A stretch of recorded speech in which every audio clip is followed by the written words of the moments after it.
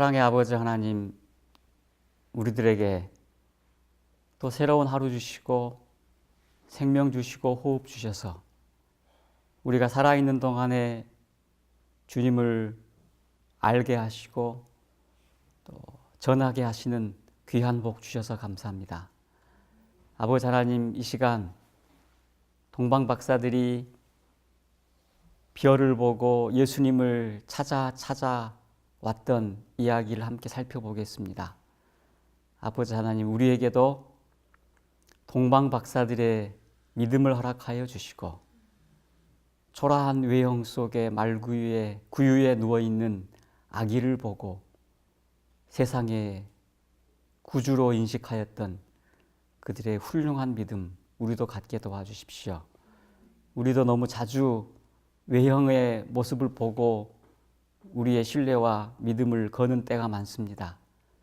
하나님, 우리 마음속에 더 깊은 곳에 성령님으로 말씀하여 주시고 우리에게 주시는 그 빛을 우리가 기쁨으로 받도록 도와주옵소서. 예수님 이름으로 기도합니다. 제 6장입니다. 우리가 그의 별을 보았노라. 여기는 성경 어디에 근거되어 있죠? 마태복음 2장. 동방 박사들 이야기를 막 누가복음에 찾으면 돼요, 안 돼요? 안 되죠? 네. 그럼 목자들 이야기를 막 마태복음에 찾으면 돼요, 안 돼요?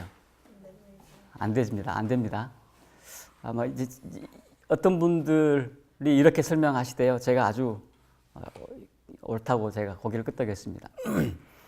사복음서가 마태, 마가, 누가, 요한이 마치 우리 방금 찬미 부를 때 화음을 넣었잖아요. 소프라노, 엘토. 거기에 테너, 베이스처럼 이렇게 네 가지 음색이 화음을 이뤄서 한 곡을 부르는 것처럼 예수님의 모습이 이렇게 네 파트로 사복음서로 이렇게 다양하게 비추어져서 더 아름답게 보였다. 그래서 어떤 부분은 소프라노 솔로, 엘토 솔로 있을 수 있나요? 네, 그런 것처럼 이야기하는데 이 예수님의 모습을 사복음서에서 마태복음은 무엇으로 어떤 모습으로 보이셨다 그래요? 왕으로, 그죠? 마가복음은 종으로, 그렇죠? 그러니까 마가복음은 종이니까 종이 보통 쉬어요, 아니면 바쁘게 일해요? 바쁘게 일해. 그래서 마가복음에는 무슨 단어가 많다고 그렇게 제가 들었어요. 읽어보니까, 찾아보니까 막 그렇대요. 뭐 이거 하고 곧 쫄러 가시고, 뭐 이거 하시고 금방 저거 하시고 쉴 틈이 없으시 일하시는 분이 이제 종으로서의 마가복음. 누가복음은 사람들. 누가는 의사였죠. 이분은 소외받는 사람, 뭐 당시에 어린이나 여인들, 그분들에 관심이 많았던 모양이에요. 요한복음은 예수님을 하나님으로 묘사했다. 이렇게 이제 돼 있지 않습니까? 그러면 목자들 이야기나 마리아가 출산하는 그런 이야기는 여인들의 이야기, 소외받는 사람들의 목자들, 뭐 무식한 사람들, 그런 사람들의 이야기일수록 생각해 본다 그러면 누가복음에 기록되어 있는 게 그럴 수 있겠다 생각이 들어지죠. 그 다음에 마태복음은 예수님을 뭐로 묘사했다고요? 왕. 그럼 오늘 읽는 이야기는 지금 누구를 찾아오는 이야기예요? 유대인의 왕. 그러니까 마태가 이 얘기를 빼놓을 수 있을까요?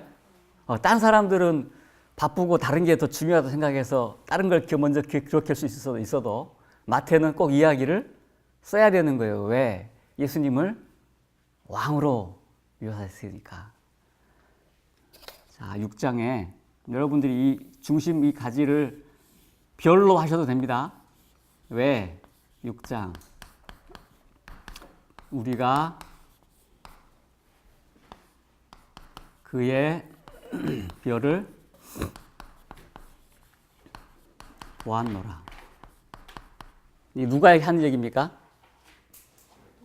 동방 박사들. 성경에 그대로 이렇게 인용구를 땄지만 이대로 딱 그대로 써 있지는 않죠. 조금 달라지긴 합니다. 마태복음 2장. 여기 제가 이 가지들을 보니까 문단은 20 몇 개 돼요. 근데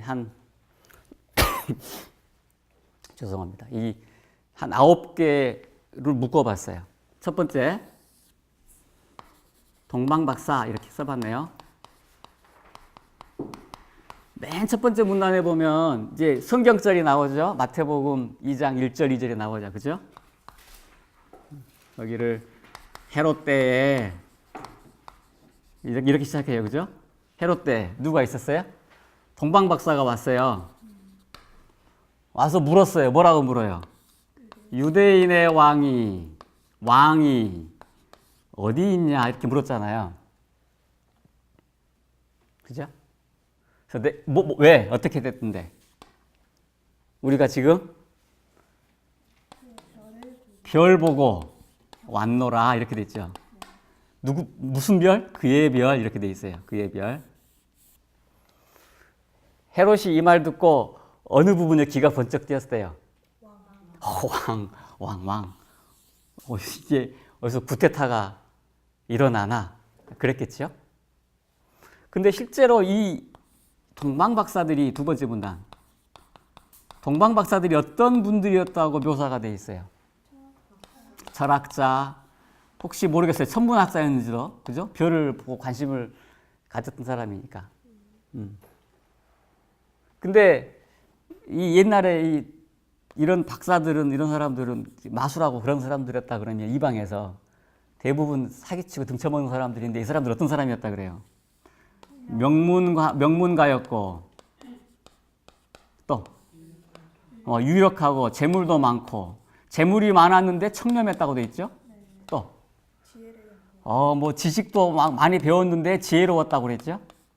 그죠? 그래서 이 사람들이 뭘 받았대요? 존경을 받았대요. 이 사람들은 그런 사람들에 속한 아주 고귀한 계급들이었나 봐요. 보기 드물게. 근데 그다음 이 사람들이 뭐예요? 세 번째 문단은 하나님의 빛 이렇게 써봤는데, 당시 이방에도 뭐가 있었대요? 이방에도 여러 가지 것들이 있었다 그래요. 천연계를 통해서 또 당시 자기들끼리 이방인들끼리 예언도 있었고, 그죠? 성경도 그때 헬라어로 번역됐다 그랬나요? 하여튼 성경도 좀 관심도 있었다 그렇게 돼 있죠. 이 사람들이 이제 이런 거 보고 오는데 여기 빛이라는 표현 있잖아요. 그 다음 문장 보니까 이렇게 써 있대요.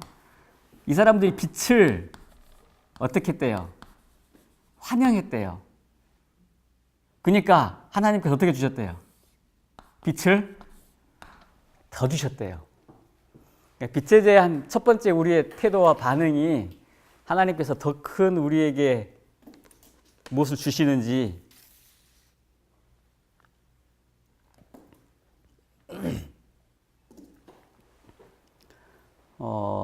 여기에 뭐 발람 얘기도 나오고, 그죠? 발람, 자기들 이방 사람들의 발람 얘기도 나오고, 이 발람이 예언자에 속했다.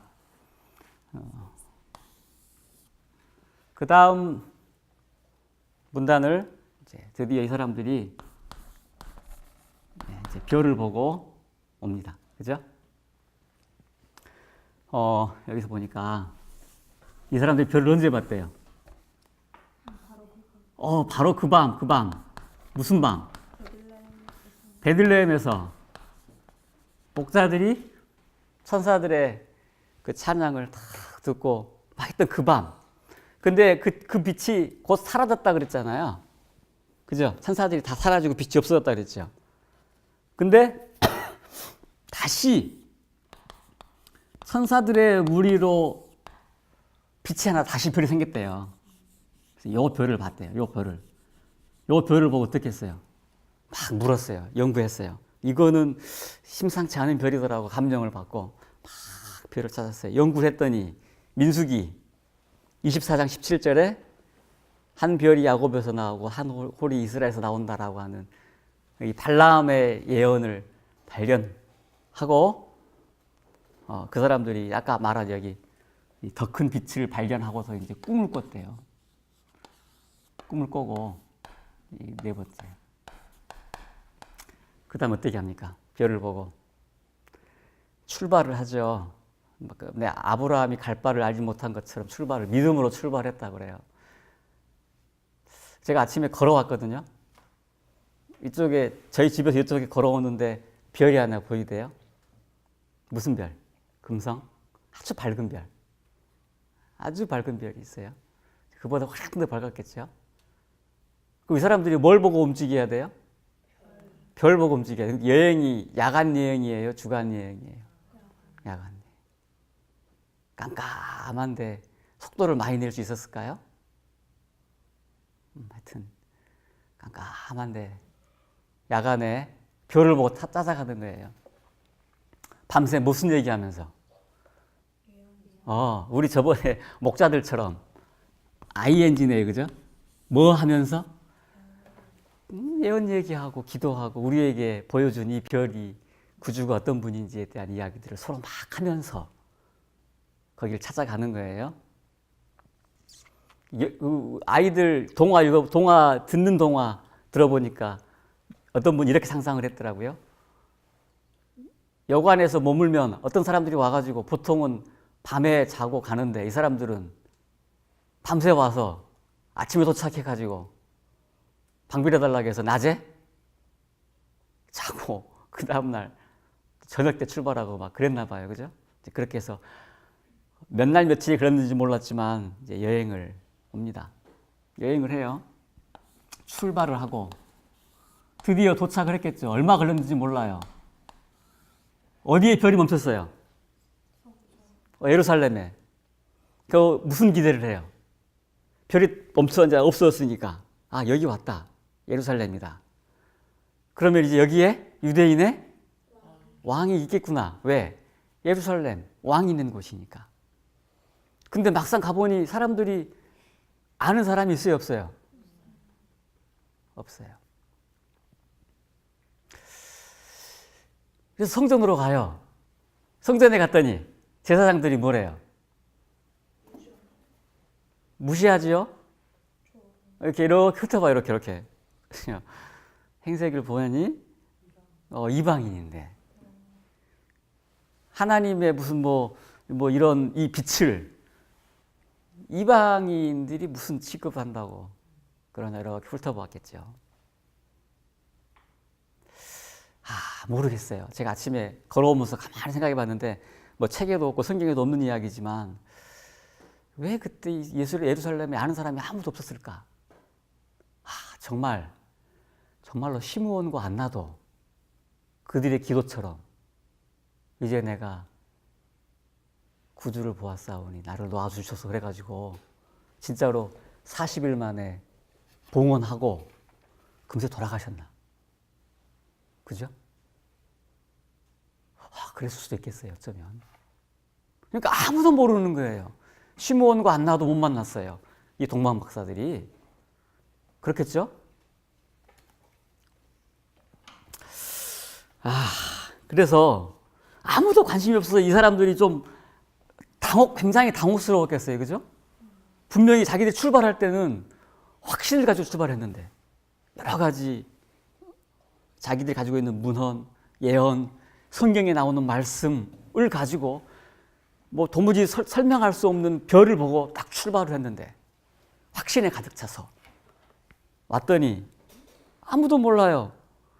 제사장들이면 적어도 우리보다 훨씬 지금까지 성경을 많이 본 사람들인데 우리는 요만큼 말하자면 쪽복음, 이제 구약시대 쪽복음 있는 거 가지고 예수를 그렇게 기다렸는데 이 사람들은 성경을 요만큼 많이 가지고 왜 없다 그러지? 왜 모르지? 이거 우리가 잘못된 이런 생각이 들 수도 있었겠어요. 여기서 딱 아무도 관심을 안 갖고 있는데 누가 관심을 보여요? 헤롯. 이게 주의 백성은 주의 오심에 대하여 관심이 없는데 구주의 가장 강력한 태어나자마자 가장 첫 번째 원수가 되었던 원수가 관심 있는 거예요. 혹시 우리도 그럴 수 있을까요? 예수님의 다시 오심이나 뭐 재림의 징조나 곧 다시 오신다고 하는 이런 것에 대하여 우리뿐만 아니라 가장 무슨 뭐 재림에 대한 이름을 책을 많이 갖고 있다고 하는 우리들, 이름도 그냥 재림이라고 붙여놓은 우리들도 만약에 혹시라도 너무 무관심하고 냉담해져 버릴 수도 있을까요? 근데 제사장들이 그렇게 했던 이유가 뭐예요? 이렇게 냉담해져 버렸던 이유는 아까 말했던 하나님께서 우리에게 빛을 주셨다. 설마 딴 사람들은 이렇게 했겠죠. 헤롯이 어떻게 해요? 소문을 들었어요. 8번째 문장입니다. 바짝 긴장을 해요. 어떻게? 경쟁자가 나타났다. 예루살렘 왕이다. 유다의 왕이다. 자기는 왕을 찬탈한 사람이니까 정통 왕이 오면 자기는 이거 반드시 이거 폐위되겠다. 뺏기겠다. 그래서 9번째 문단 소문 듣고 이제 간계 고민을 해요. 어떻게 할까? 대책을 세워요. 그래서 누구를 불러요? 대제사장하고 서기관들 막 불러요. 불러서 뭐라 그래요? 야야야, 니네 뭐 아는 거 없어? 들은 거 없어? 그랬더니 제사장들이 뭐래요? 모른다도 아니고, 에이, 그래 소문, 뜬 소문. 아주 무관심으로 하죠. 그러니까 이 의심 많은 헤롯이 어떻게 생각하는 거예요? 너희들 지금 나를 속이는구나. 너희들 지금 막 밑에서 음모를 꾸미면서 나를 속이는구나. 그러면서 막 어떻게 해요? 막 노발대발 하는 거예요. 너희들 왜 알면서 모른 채 하냐고. 그러니까 이 제사장들이 할 수 없이 성경을 뒤져가지고 어디서 났냐? 유다 왕이 어디서 있냐? 그랬더니까 할 수 없이 미가서 5장 2절 찾아가지고 뭐라 그래요? 베들레헴. 자, 헤롯이 어디를 알았어요? 장소를 알았어요. 그래서 가만히 누구를 불러요? 동방박사들 확 불러요. 이제 관계를 부린 다음에 그 다음 문장에 질문을 해줘. 불러서. 그래서 이제 장소를 알아요. 그 다음 문장에 동방박사를 불러요. 그러면서 속으로는 공포와 두려움으로 탁 떨면서 겉으로는 평정을 탁 하면서 뭐라 그래요? 야, 너희들 별 언제 봤어? 뭘 물어요? 때를 물어요, 때를. 여기서는 장소를 하고 여기서는 때를 묻어요. 그러니까 아마 이 사람들은 때까지는 똑바로 대답 안 해줬나 봐요. 그죠? 소문이니까. 뭐 목동들 이야기를 이미 들었었다고 그랬는데. 그래서 내가 곧 따라가서 유대의 말을 경배할 테니까 그래서 잘 보고 와라. 그 다음에 이제 그 다음 덩어리가 제사장이에요.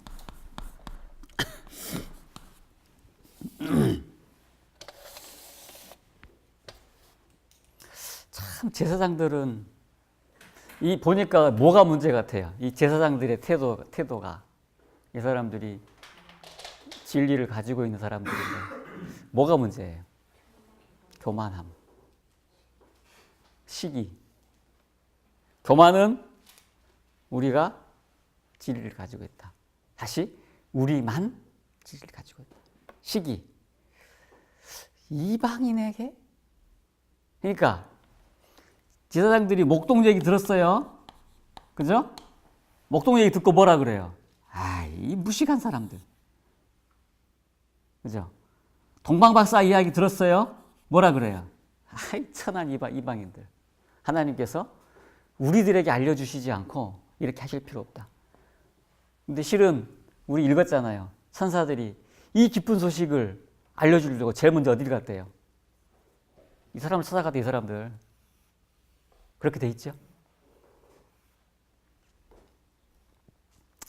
이 사람들은 소문을 들었어도 무시했어요.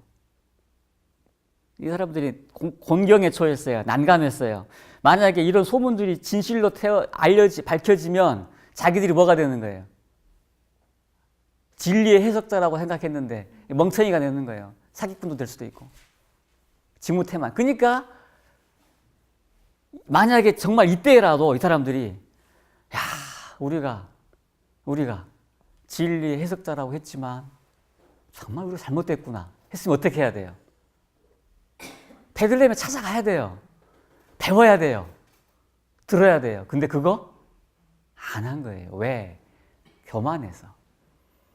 그러니까 우리에게 어떤 가르침이 오거나 새로운 어떤 것이 오면 겸손한 마음으로 공부하고 찾아볼 필요가 있겠죠. 그래서 이 사람들이 이런 소문들을 뭐로 치부해요? 광신으로 치부해요. 그래서 자기들이 유대인들이 문을 닫는 동안 하나님께서는 이방인들에게 문을 여셨다. 그런 표현으로 여기가 맞춰져요.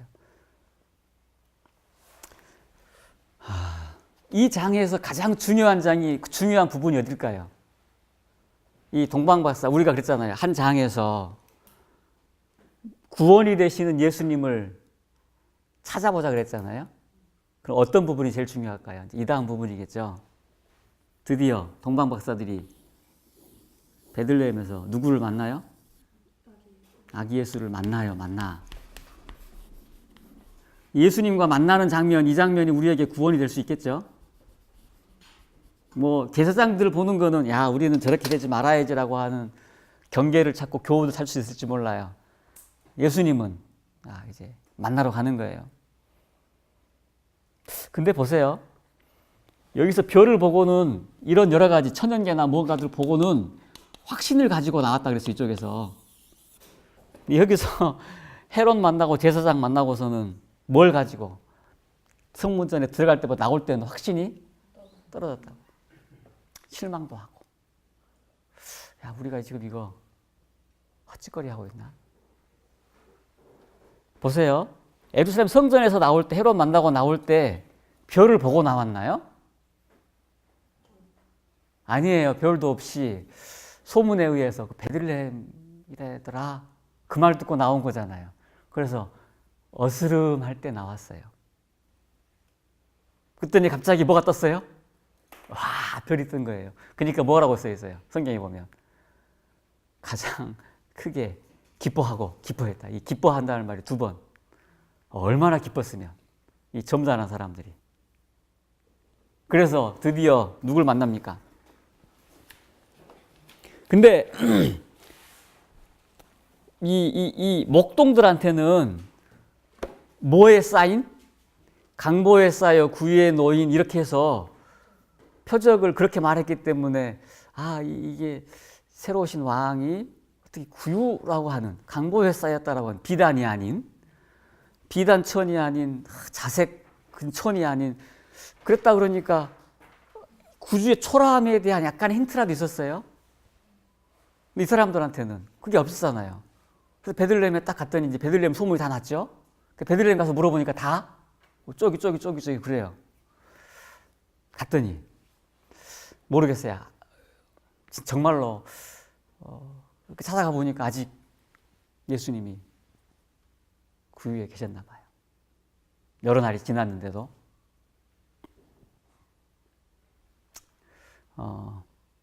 우리가 큰 기대를 가지고 뭔가 근사하고, 이 사람들은 지금 뭐 보고 뭘 생각하고 온 거예요? 왕을 생각하고 왔는데 결국 그들을 인도하는 것이 마구간이라면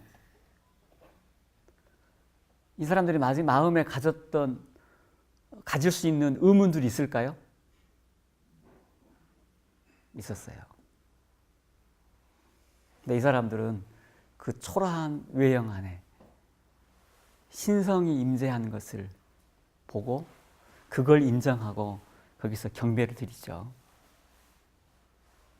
저는 이 부분이 정말 큰 믿음의 행사 같아요. 거기도 써 있어요. 우리도 그죠? 나중에 이스라엘에서 이보다 더 큰 믿음을 본 적 없다 한 그 말이 이 사람들에도 해당될 것이다 그랬죠? 맞아요. 드러나서 본 게 믿음을 가질 수 있을 만한, 믿음을 줄 만한 아무런 외적 증거가 거의 없는 거예요. 별 말고는. 그럼 뭐예요? 마음의 내적 증거. 성경 말씀 봤던 그거예요. 여기 다 이런 데서는 다 찾을 수 없고. 진심으로 그 앞에 구주로 믿고 경배를 드립니다. 여기까지 왔는데 그냥 갈 수 없으니 에휴, 그래 속는 셈 치고 이런 게 아니었다는 거예요. 진심으로 그 아기를 구주로 왕으로 만났다라고 하는 것입니다.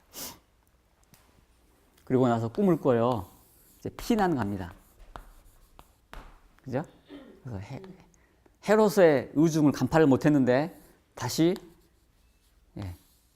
꿈에 지시하심을 받아서 뺑 돌아서 귀국해요.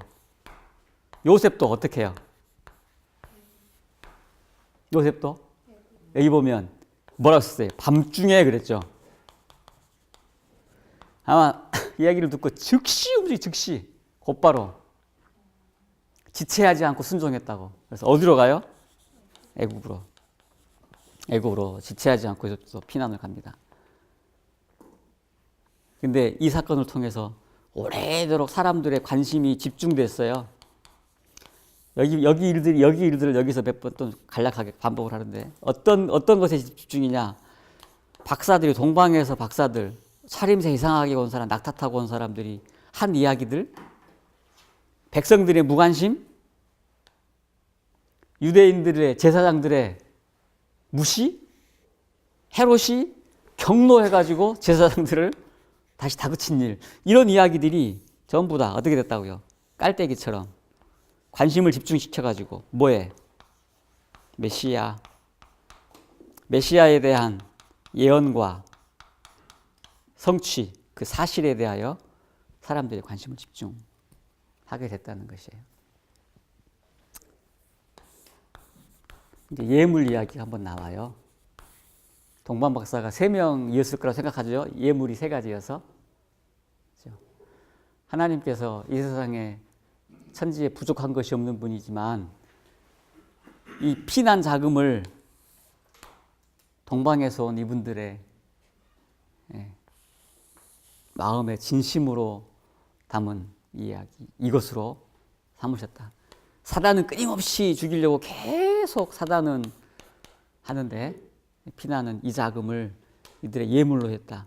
그 다음 예물 얘기 한 문단이 더 나오는데 뭐라고 되어 있냐면 이것처럼 우리가 하나님께 드리는 모든 예물을 어떤 방법으로 영화롭게 하냐면 예물을 영화롭게 한대요. 예물을 명예라고 했나요? 영예라는 표현을 썼어요. 맞아요. 예물을 영예롭게 하냐면 어떻게? 그 자금이 진심으로 정성으로 들여진 자금이 당신의 사업에 효과적으로 쓰인다라고 하는 그것으로 혹시 모르겠어요. 우리 선교사들이 하나님께 드리는 이런 예물 가지고 선교 활동하고 살아가나요? 그죠? 그럴 수 있어요. 그 예물의 영예가 되도록 귀하게 사용되도록 하나님께 늘 기도하는 마음 필요할 수 있겠습니다. 하나님께서 그것으로 예물의 영예를 줄까요? 그 예물을 드린 그 마음, 그 정성에 그 예물을 드리는 것으로 믿음을 행사한 그분들을 영예롭게 하실 것이라 생각이 듭니다. 그 다음에 그것처럼 우리도 어떻게 하자?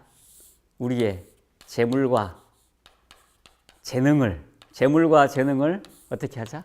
하나님께 드리자. 보면 앞에 이 재물과 재능 앞에 뭐가 붙었어요?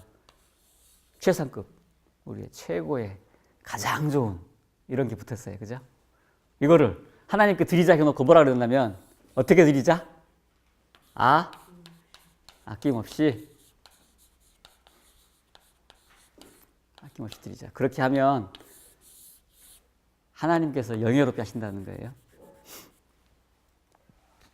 우리의 재능을, 우리의 기타 치는 재능, 아이들 잘 돌보는 재능, 환자들 돌보는 재능 하나님께 드리면 하나님께서 그거를 영예롭게 하신대요. 하찮은 것이라도, 하지만 우리가 가지고 있는 가장 귀한 것을 드리면 하나님께서 영예롭게 하신답니다. 드릴 마음이 여러분 있죠? 그래서 여기 참여하신 거죠? 그렇게 믿습니다. 하나님께서 여러분의 재능을 통해서 영광 받으시길 바랍니다. 헤롯이 마지막에 또 한 번 또 등장해요. 헤롯이 이제 자기가 속았다고 뺑 돌아간 이 사람들 보고 어떻게 해요? 분노해요. 분노. 또 제사장들 불러다가 너희들 감추지 뭐 그러면서 하면서 자기 스스로 어떻게 해요? 2살 밑에 아이들을 다 죽게 합니다. 본보기로.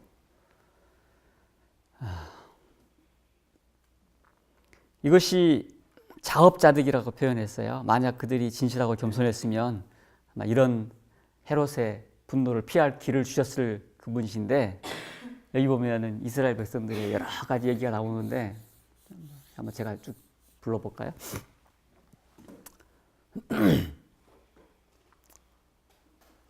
하나님께로 분리되고 성경을 거절하고 오해하고 성경 연구하지 않고 자신을 높이고 이방을 멸시하고 거만한 자랑에 처한 이들, 그들이 겸손하지 않았다는 거예요. 쭉 이렇게 나와요. 방금 제가 부른 거. 이런 사람들을 결국 어떻게 됐냐면, 이런 태도들이 메시아에 대한 사명의 오해, 그죠? 불러왔고, 이것이 구주를 공격했고요. 결국 공격했는데 이 헤롯이 분노하고 사람들을 죽이는 것처럼 이것이 자기들에게 다시 되돌아왔다. 그런 표현들이 있었습니다. 근데 헤롯도 금방 죽어요. 금세 죽었대요. 처참하게 죽었대요. 자, 그래서 귀국합니다. 귀국해서 꿈을 꾸고 오는데 아켈라오가 있어요. 더 안전한 곳으로, 나사렛으로 가게 되죠. 나사렛은 왜 가게 됐는가 보니까 당시 외국인들이 많이 섞여 있어서 상대적으로 주목을 많이 받지 않았다. 그래서 예수님께서 이런 대접을 받으셨는데 사람들에게 맡길 수 없고 친히 천사들을 통해서 보호하셨다. 이게 이제 맨 마지막 문장입니다. 여기 보면 30년이라는 얘기가 나오죠. 이렇게 다시 나사렛에서 30년을 보내셔요.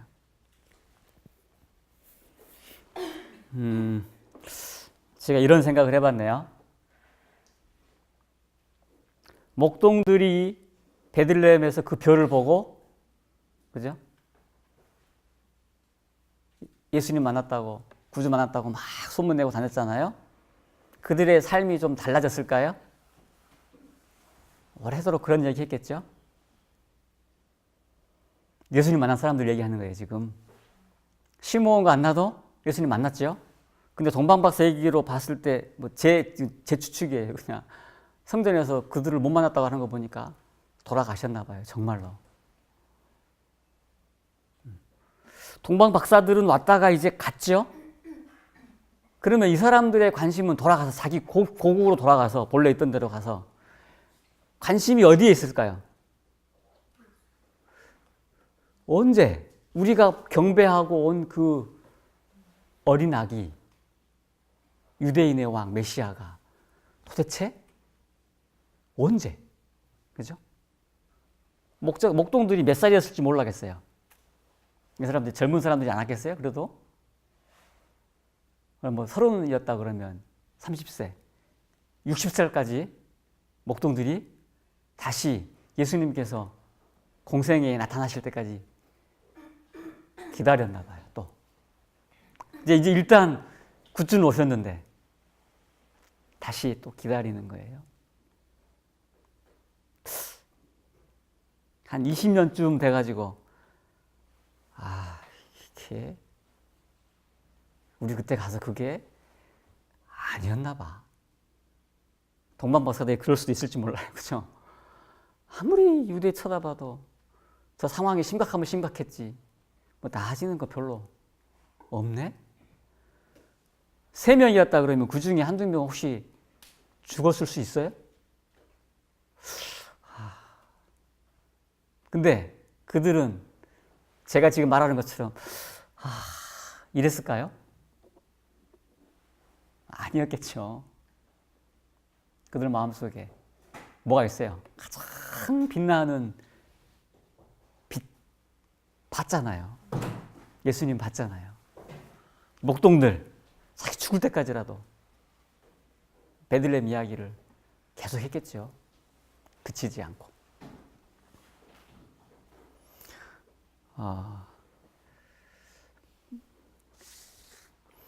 저는 이 부분에서, 이 장에서 가장 인상 깊은 부분은 아까 말한 대로 이 부분이에요.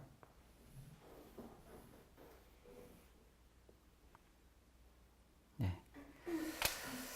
자, 여러분들의 마음에 별이 떠오르거든 그 별을 받으시고, 그렇게 하면 어떻게 한대요? 환영하면 어떻게 한대요? 그 다음에 아까 본 더 빛을 주신다 했습니다. 우리에게 아침에 오신 예수님, 우리가 만난 예수님입니다. 초라한 외형 속에서도 우리가 혹시 오늘 하루 지나게 평범한 그런 일들 속에서도 예수님 임재를 찾으시기 바랍니다. 감사합니다.